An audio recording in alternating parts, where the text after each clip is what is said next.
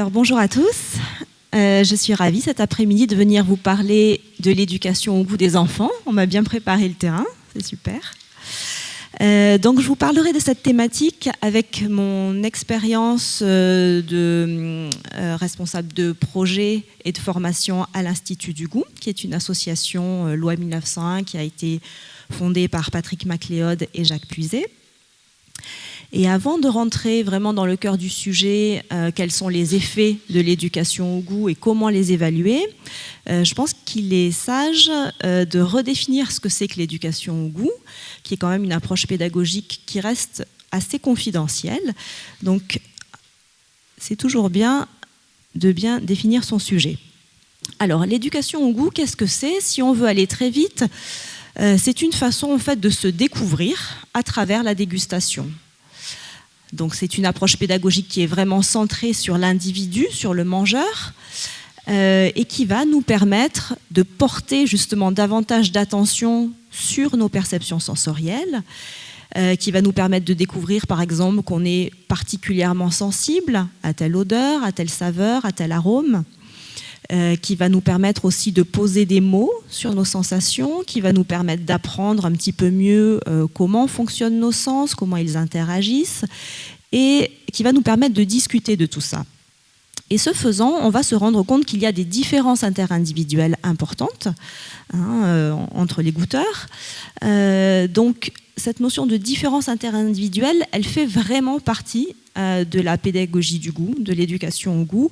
Et dans tous les programmes que nous mettons en place, nous travaillons beaucoup sur le respect de ces différences interindividuelles, sur l'appréhension par les enfants de l'origine de ces différences, à quoi est-ce qu'elles sont dues, pourquoi on n'a pas les mêmes sensations, pourquoi on n'a pas les mêmes préférences. Et puis, on apprend aussi beaucoup l'écoute et la tolérance.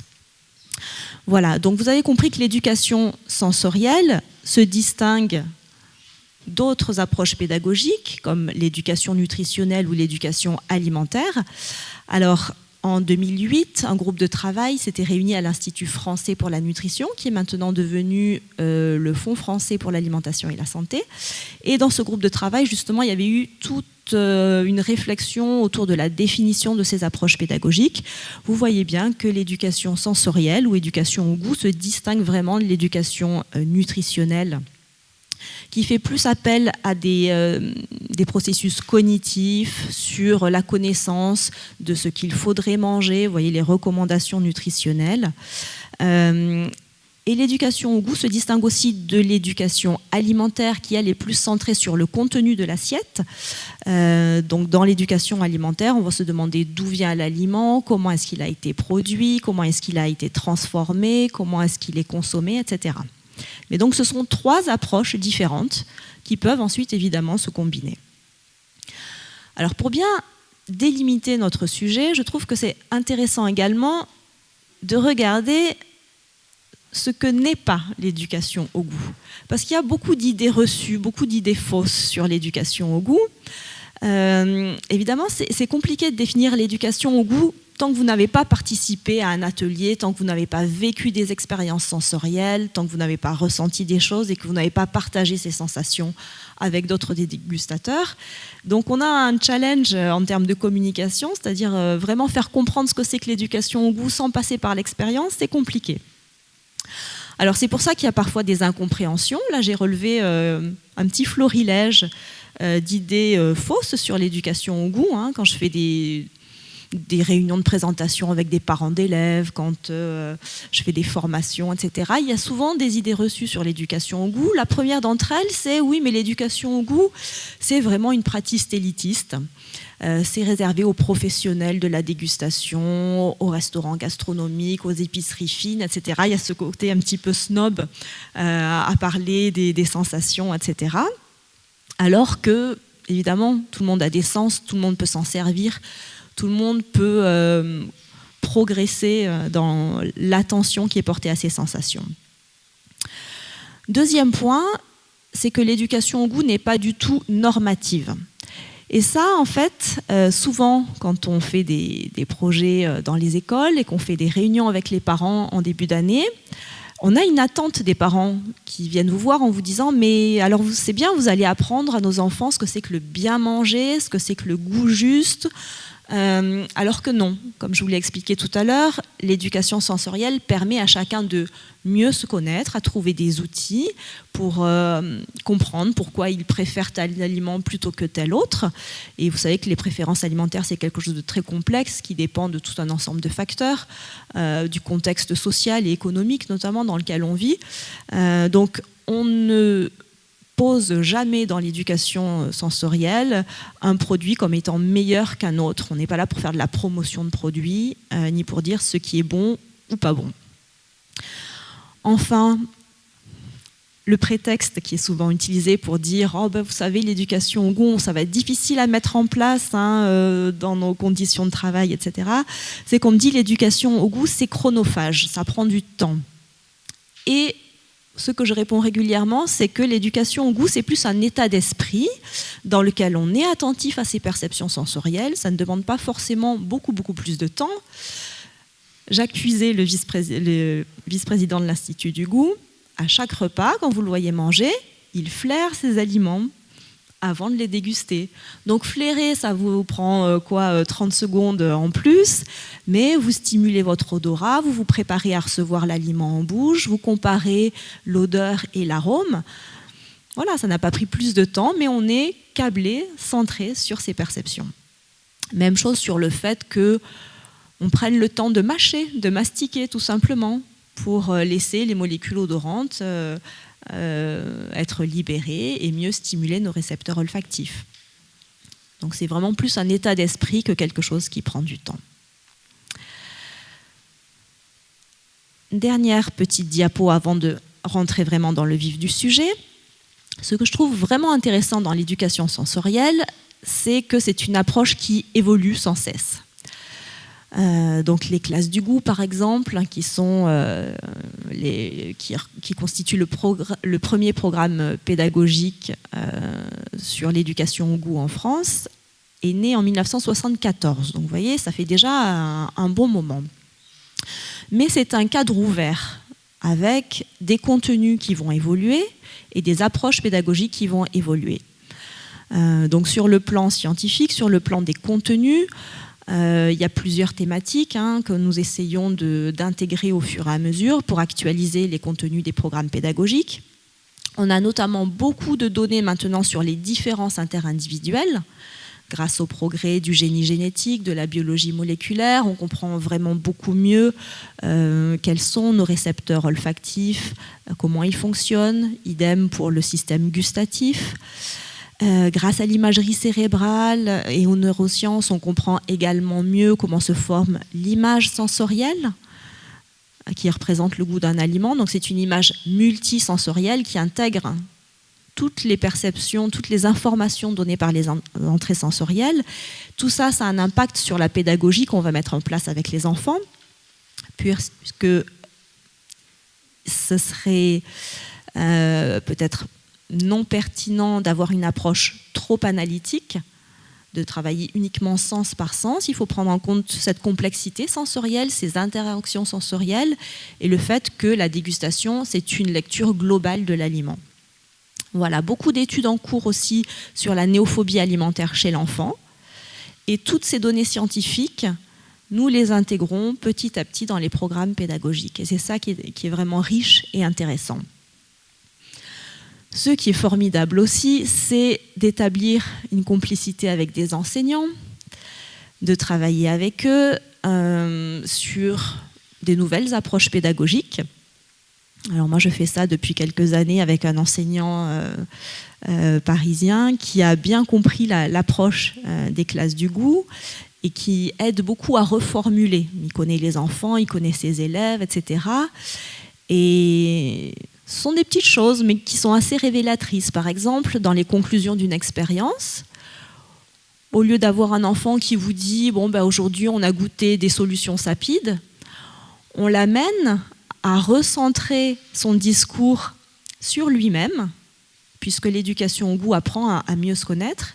Et donc, on va aller jusqu'à lui faire dire que aujourd'hui, j'ai découvert que j'étais particulièrement sensible à l'amertume. Vous voyez, en fait, ça a l'air d'être un détail, mais c'est très important de tourner complètement notre discours vers l'individu plutôt que vers l'aliment. Voilà, c'est un véritable laboratoire expérimental, ces classes du goût. Par exemple, l'année dernière, au lieu d'avoir des expériences qui étaient faites en statique sur des tablés de 4 enfants, on a fait tout un parcours d'expérience. On a donné de la liberté de mouvement, du déplacement dans la classe. Ça a créé une autre dynamique, une autre façon de s'impliquer dans les expériences.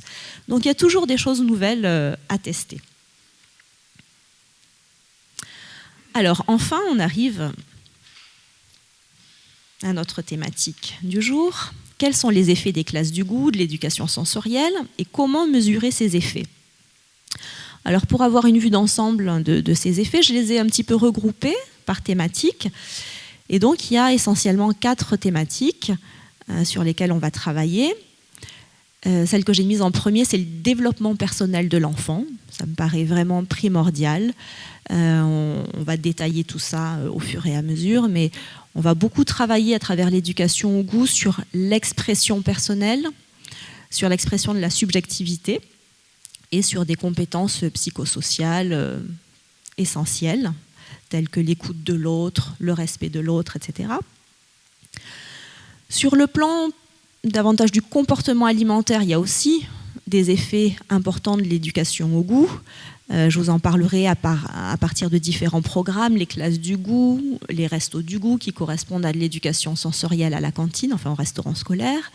Et puis un projet qui est en cours avec les familles, goût en famille également. Donc là, on va voir qu'au niveau du comportement alimentaire, il y a des choses qui bougent grâce à l'éducation sensorielle. On verra notamment que les fruits et les légumes peuvent être plus appréciés, que la néophobie alimentaire peut être diminuée, etc. On parlait tout à l'heure des interactions. Et justement, on retrouve là, ici, les interactions parents-enfants pendant les repas. Donc, je vous parlerai du projet que je suis en train de mener en ce moment avec des familles. Et j'ai quelques verbatims justement intéressants sur les interactions parents-enfants pendant les repas. Et puis enfin, dans le cadre scolaire, il y a évidemment des liens avec d'autres disciplines scolaires, de l'acquisition de connaissances, une véritable démarche scientifique avec de l'expérimentation, etc. Alors, on va développer chacun de ces points. Sur le développement personnel de l'enfant, un point qui est absolument essentiel, qu'on travaille beaucoup avec les enseignants, c'est l'expression personnelle. Comment libérer l'expression personnelle? Donc là, il s'agit non seulement d'enrichir le vocabulaire sensoriel de l'enfant, mais aussi de l'amener à travailler sur le langage, plus largement. Le langage, ce ne sont pas que des adjectifs, ce ne sont pas que des descripteurs sensoriels. Donc on travaille la maîtrise fine de la langue, on travaille sur l'implication de l'enfant dans son discours, sur la personnalisation du discours. On écoute beaucoup les marques de la personne dans ce que dit l'enfant. Et là, nous avons des évaluations sur cet aspect-là, sur l'aspect vocabulaire et langage. Alors la première étude qui s'est vraiment intéressée à cet aspect-là de façon rigoureuse, c'est l'étude française EduSens, comme éducation sensorielle, un programme de recherche ANR qui s'est déroulé entre 2005 et 2009 et qui a été ensuite repris en Finlande, à l'université d'Helsinki, par des chercheurs qui ont suivi à peu près les mêmes méthodologies qu'en France. Alors, qu'est-ce qu'on a fait dans EduSens? On a demandé aux enfants de déguster un aliment solide ou une boisson, et puis de mettre des mots associés à cette dégustation. Voilà. Donc évidemment, on avait un groupe pilote qui suivait l'éducation au goût, on avait un groupe témoin qui ne suivait pas d'éducation au goût, pour pouvoir comparer l'évolution des deux groupes. On avait un premier temps de mesure, un T0 avant le début des classes du goût, on avait un T1 juste après la fin des classes du goût, et même un T2 9 mois après la fin des classes du goût. Donc là, on mesure effectivement un enrichissement du vocabulaire des enfants qui ont fait les classes du goût par rapport à ceux qui n'en ont pas fait. Voilà, que ce soit sur les aliments solides ou les aliments liquides. Alors tout ça, c'est très bien. C'était le premier programme de recherche sur les effets de l'éducation au goût, mais vous allez me dire c'est quand même loin, très très loin du contexte naturel dans lequel on mange, puisque là les enfants étaient enfermés dans un box, une cabine d'analyse sensorielle, avec un papier, un crayon, un aliment devant eux. C'est très très éloigné du contexte naturel. Alors un petit peu plus tard, en 2012, avec Danielle Dubois, qui est directrice de recherche au CNRS dans le domaine de la psycholinguistique, on s'est justement intéressé à ce qui se passait dans les familles pendant le repas. On a pu enregistrer à l'insu de l'enfant différents repas, avant et après les classes du goût. Il y avait très peu de familles, parce que c'est très compliqué à mettre en place ce type de démarche. Mais on a eu des réflexions intéressantes, c'est-à-dire que potentiellement, les enfants, après les classes du goût, ont davantage de vocabulaire sensoriel, mais on voit que chez eux, ils l'utilisent très peu, à moins que le parent ne le sollicite vraiment directement. Donc, on voit très bien que cette maîtrise du vocabulaire sensoriel est très sensible au contexte dans lequel il a été appris, et que le transfert à d'autres situations demeure quand même assez compliqué et problématique. Je reviens juste à ce petit tableau-là. Sur le développement personnel de l'enfant, il y a d'autres points qui sont très importants, mais qui n'ont pas encore été mesurés, évalués dans le cadre de programmes scientifiques. La confiance en soi, c'est quelque chose qu'on sent se développer à travers les séances des classes du goût. On sent que l'enfant comprend que les différences interindividuelles sont inhérentes à la dégustation. Il comprend mieux pourquoi il est différent de ses camarades. Et du coup, il fait davantage confiance à ses propres perceptions sensorielles, plutôt que de suivre aveuglément le groupe ou les allégations qui sont sur les emballages alimentaires. Donc ça, c'est quelque chose de très important, notamment chez les enfants les plus timides, qu'on voit s'exprimer, prendre confiance. Et je pense qu'il faudrait créer des outils, c'est pas évident, mais créer des outils d'évaluation pour mesurer spécifiquement ce critère sur la confiance en soi. Voilà. Les enseignants apprécient aussi beaucoup les classes du goût parce que il le relie complètement à l'éducation civique en ce qui concerne l'écoute de l'autre, le respect des différences interindividuelles, etc. Là, je vous parle d'enfants qui sont à l'école primaire, parce que quand on est en maternelle, c'est vrai qu'on est quand même assez centré sur soi-même, et cette notion de différence interindividuelle, elle est pleinement appréhendée par les enfants à partir du cycle 2, cycle 3.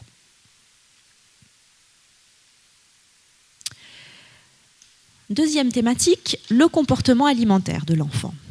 Donc, sur cette thématique-là, encore des effets bénéfiques de l'éducation au goût, comme on le disait tout à l'heure. Le goût, c'est plastique, les préférences alimentaires sont modulables sous l'effet de l'expérience. Donc, l'éducation au goût, c'est avéré, c'est démontré, permet de diminuer la néophobie alimentaire. C'est toujours les mêmes études que tout à l'heure, l'étude EduSens qui avait pris en compte ce critère également, et l'étude finlandaise de Munstonen et Tuorila. Alors il y a plusieurs façons de mesurer la néophobie.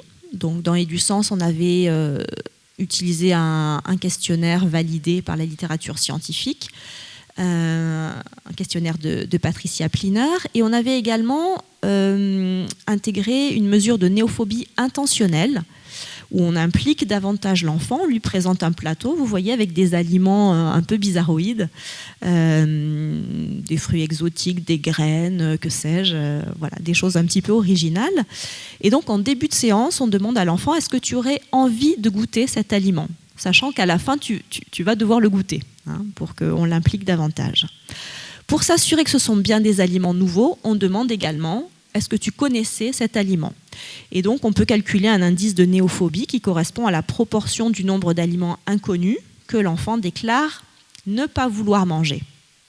Voilà. Donc, même chose, dans EduSens, on montre qu'à T1, juste après les classes du goût, la néophobie des enfants dans le groupe d'intervention a diminué. Mais malheureusement, cet effet n'est pas pérenne, puisque 9 mois après, quand on repasse au même type de mesure, à T2, on s'aperçoit que l'effet bénéfique est retombé, sans doute parce que les parents n'ont pas su relayer l'éducation sensorielle à la maison. Donc, dans cette étude-là, et du sens, les enfants étaient en CM1, donc ils avaient une dizaine d'années. Ça veut dire qu'ils mangent depuis 10 ans. Ils ont fait des milliers de repas. Et alors, 12 séances d'éducation sensorielle d'1h30, ce qui peut paraître beaucoup pour des enseignants. Hein. Pour des enseignants, c'est lourd comme programme. Eh bien, malgré ça, on voit qu'il y a une résistance au changement qui est importante. Et si les parents ne se saisissent pas de l'éducation sensorielle et ne l'ancrent pas dans le quotidien et dans l'environnement affectif, ben les effets bénéfiques, malheureusement, ils retombent. Autre point, donc là on a parlé de la néophobie, je pense que voilà, tout le monde sait à peu près la néophobie. S'il faut que je redéfinisse, je peux le faire, mais bon, c'est OK. Ah, petit coup de vent. Et donc l'autre point dont je voulais vous parler, c'est que effectivement on a vu que à la naissance, les enfants apprécient en général le gras, le sucré, les choses caloriques, etc. Mais pas forcément l'amertume, pas forcément l'acidité. Ils ont du mal à consommer certains fruits, certains légumes, d'une façon générale.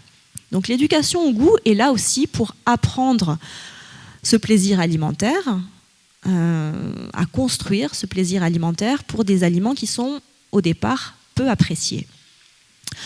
Donc là, je voulais vous parler d'un programme auquel je n'ai pas participé, mais que je connais bien, Educalim, qui a eu lieu entre 2010 et 2014, qui s'est déroulé dans la région des Pays de Loire, auprès d'enfants de CE2, CM1 et CM2. Donc c'était un gros programme pédagogique réparti sur 3 années consécutives, qui s'inscrit vraiment dans la durée. Et il y avait dans ce programme 9 écoles pilotes et 8 écoles témoins, donc une grosse cohorte. Et donc, certains légumes avaient été ciblés. Donc, le challenge était de taille, puisque les légumes ciblés, c'était l'endive et le chou de Bruxelles. Bon, des choses que les enfants n'apprécient pas forcément beaucoup. Et donc, on a vu que les consommations de ces 2 légumes dans le cadre du restaurant scolaire, à la fin du programme pédagogique Educalim, avait été multiplié par 4 chez les enfants du groupe d'intervention par rapport aux enfants du groupe témoin, ce qui est quand même un beau résultat. Certes, il y a eu 3 années de programme pédagogique avec de l'éducation sensorielle, avec du jardinage, avec de la cuisine, des choses où finalement les enfants sont très acteurs et on les considère plus comme des apprentis que comme des élèves dans ces programmes-là. Donc vous voyez que là aussi l'effet est vraiment bénéfique. Reste à savoir s'il est durable, hein, comme dans toutes ces interventions.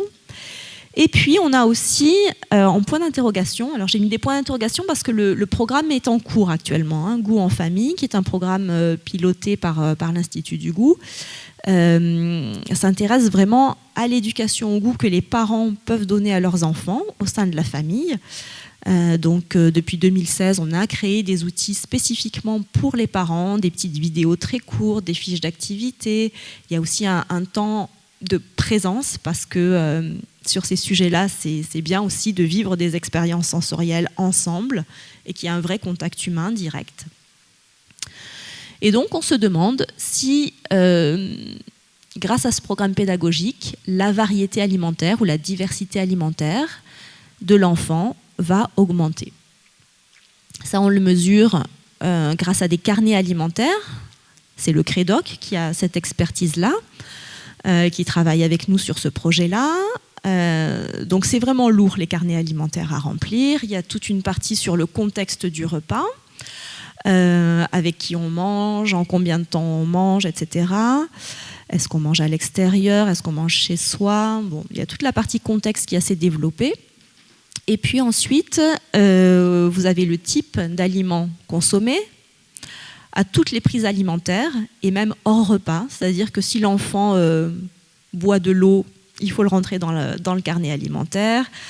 S'il mange un morceau de pain, on le rentre aussi dans le carnet alimentaire. Bon, voilà. Et enfin, il y a l'aspect quantitatif avec la taille des portions, beaucoup d'images comme ça qui permettent de se repérer et de choisir la taille des portions. Alors là, il y a des enjeux de taille parce que quand on fait une petite étude biblio, donc là c'est le Credoc qui a réutilisé des données collectées entre 2004 et 2013 dans le cadre de ces enquêtes CECAF. Et donc, les ingénieurs du Credoc ont remouliné les données pour faire un focus sur la diversité alimentaire. Et donc, comme vous le voyez, ce sont chez les enfants, bon là la tranche d'âge est large, 3-17 ans, mais ce sont chez les enfants qu'il y a le plus de diminution de la diversité alimentaire, plus que chez les adultes. Donc c'est vrai que c'est quelque chose qui alerte un petit peu et qui justifie le fait qu'on on travaille sur toutes ces approches pédagogiques autour de l'éducation sensorielle. En faisant cette étude, on a aussi remarqué, entre parenthèses, que dans les familles avec enfants, la diversité alimentaire est moindre que dans les familles sans enfants. Voilà, parce que les enfants peut-être aiment moins de choses et du coup les parents se conforment à ces goûts-là et pour éviter les conflits vont un peu à la facilité et mangent un petit peu toujours les mêmes choses. Voilà, alors j'accélère un petit peu, ça c'est un autre graphe mais qui dit la même chose. Et donc, notre programme Goût en famille est actuellement en cours d'évaluation en Guadeloupe, donc avec des spécificités culturelles assez importantes. Et les résultats sortiront fin 2019, je pense. Nous verrons si l'éducation au goût menée dans la famille a permis justement d'augmenter la diversité alimentaire.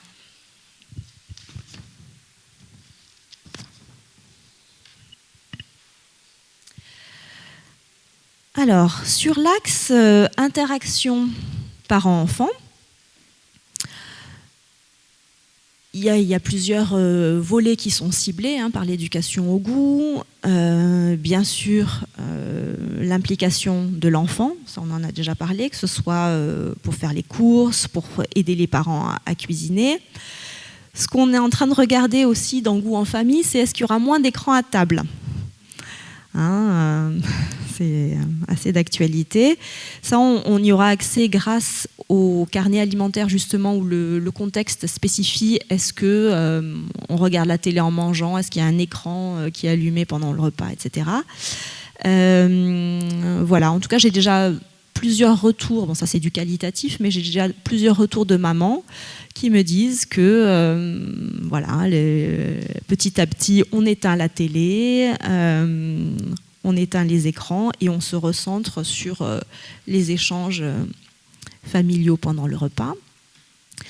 Et puis ce qui est surtout important, je pense, c'est de développer chez les parents un rapport plus harmonieux, plus apaisé à l'alimentation, parce que beaucoup de collègues, de pédiatres qui reçoivent des parents en consultation indiquent qu'il y a vraiment une anxiété, une inquiétude importante des parents sur comment je fais pour nourrir mon enfant, beaucoup de questionnements anxieux. Et donc, en donnant des clés de compréhension simples sur le comportement alimentaire de l'enfant, sur l'apparition de la néophobie, etc., tout ça permet de redescendre un petit peu d'un cran les tensions. Et dans la pré-étude que nous avons menée en 2016 avec des parents pilotes, cette fois parisiens, on a des verbatims comme celui-ci, par exemple. Globalement, je me suis détendue sur l'obligation de faire goûter et ma compagne sur la nécessité de remplir l'estomac à chaque repas. Et évidemment, les enfants goûtent beaucoup plus volontiers maintenant. Ça n'a pas non plus tout changé, mais ça a détendu l'atmosphère et ça nous a rappelé l'intérêt de parler de la nourriture tous ensemble, de façon simple et sans intention particulière. Voilà, c'est vraiment dans cette direction-là qu'on voudrait aller avec ces programmes d'éducation au goût. Ce qu'on fait en ce moment en Guadeloupe, c'est que Nathalie Rigal, donc psychologue de l'alimentation qui travaille avec nous sur ce projet, a développé spécifiquement aussi pour ce projet un questionnaire de tension à table. Donc là, on va mesurer entre le T0 et le T1 également s'il y a une différence dans l'ambiance des repas. Donc ce sont des questionnaires courts, il ne faut pas surcharger non plus les parents en question. Donc 10 items. Par exemple, est-ce que vous diriez que ces repas se sont déroulés dans une bonne ambiance, que ces repas vous ont permis de parler de choses agréables avec votre enfant? Est-ce que vous êtes énervé? Est-ce que votre enfant s'est montré agréable? Est-ce que vous avez dû forcer votre enfant à manger, etc., etc. Voilà, donc il y a tout un travail au départ sur la mise au point du questionnaire, sur la cohérence interne du questionnaire. Et là, maintenant, l'outil est bâti. Et donc, on va l'utiliser non seulement dans le projet Goût en famille, mais je pense aussi dans d'autres projets. Voilà, donc là c'était juste un petit descriptif de ce programme Goût en famille. Donc comme je vous le disais, ce qui est important, c'est d'initier la démarche en créant du lien entre les gens. Et donc ce qu'on a proposé, c'est d'avoir un atelier sensoriel pour les parents uniquement, sans les enfants. Parce que les parents ont d'abord besoin de comprendre sur eux-mêmes comment ça se passe le goût, comment ça se passe la dégustation, quels sont les principes pédagogiques de l'éducation au goût. Ils ont besoin d'en parler entre parents avant de devenir des passeurs de l'éducation au goût à la maison. Ensuite, petit à petit, on leur fait tester des activités, voir des vidéos de vulgarisation avec leurs enfants. Et il y a, dans ce projet-là, en tout cas, dans cette étude, un suivi important, un coaching presque personnalisé auprès de ces 60 familles du groupe d'intervention, avec des dynamiques aussi qui sont entretenues par des réseaux sociaux, par un groupe fermé Facebook, etc. Voilà, donc je vous parlerai peut-être une prochaine fois de ces résultats-là. Et puis, le dernier axe, évidemment, sur les effets de l'éducation au goût, c'est des connaissances intéressantes que les enseignants apprécient, dont ils se saisissent, notamment sur les systèmes sensoriels et le cerveau. Ils font beaucoup de liens aussi avec les autres disciplines, avec l'histoire, avec la géographie, avec la langue. Presque toutes les matières en fait peuvent être abordées avec l'éducation au goût, mais ce qui est surtout intéressant, c'est d'avoir cette approche expérimentale, donner aux enfants la notion de qu'est-ce que c'est qu'une hypothèse, comment on peut la vérifier, comment faire des conclusions d'expérience, avoir un regard critique sur les choses, développer son esprit d'analyse. Donc tout ça, ce sont des choses qu'on peut vraiment beaucoup travailler dans le cadre des classes du goût.